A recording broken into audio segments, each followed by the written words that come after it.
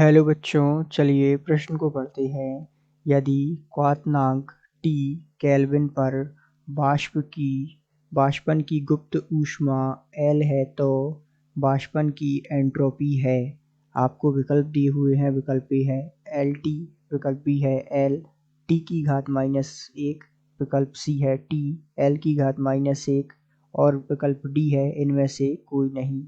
तो आइए बच्चों, मुख्य अवधारणा को समझते हुए हम इस प्रश्न को हल करते हैं तथा विस्तार पूर्वक इस प्रश्न के संदर्भ को समझते हुए सही विकल्प का चुनाव करते हैं, अर्थात वाष्पन की एंट्रोपी ज्ञात कर सही विकल्प तक पहुंचते हैं। तो चूंकि इस प्रश्न को हल करने के लिए आइए हम इस प्रश्न से संबंधित चर्चा करें। तो क्वथनांक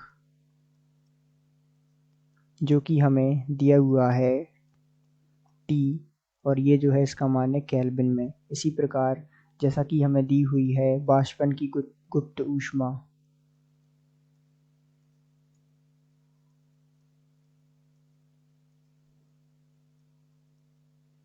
जिसे हम Q से रूपांतरित करते हैं, ये दी हुई है L। तो आइए हम जो है सूत्र का प्रयोग करते हैं। हमें ज्ञात क्या करना है? तो हमें ज्ञात करना है यहाँ बाष्पन की एंट्रोपी,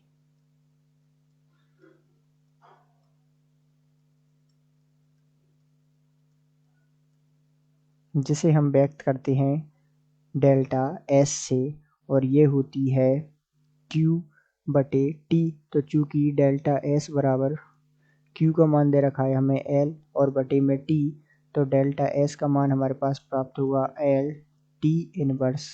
तो ये जो है हमारे पास क्या आ गई? बाष्पन की एंट्रोपी डेल्टा S का मान। जिस प्रकार आइए अब हम विकल्प का चुनाव करते हैं। तो चूंकि बाष्पन की एंट्रोपी होगी L T इनवर्स, अर्थात विकल्प बी में दिया हुआ जो उत्तर है वही हमारा वाष्पन की एंट्रोपी का मान होगा। तो हम कह सकते हैं कि दिए गए प्रश्न का सही उत्तर विकल्प बी है। आशा करते हैं आपको समझ आया होगा। धन्यवाद।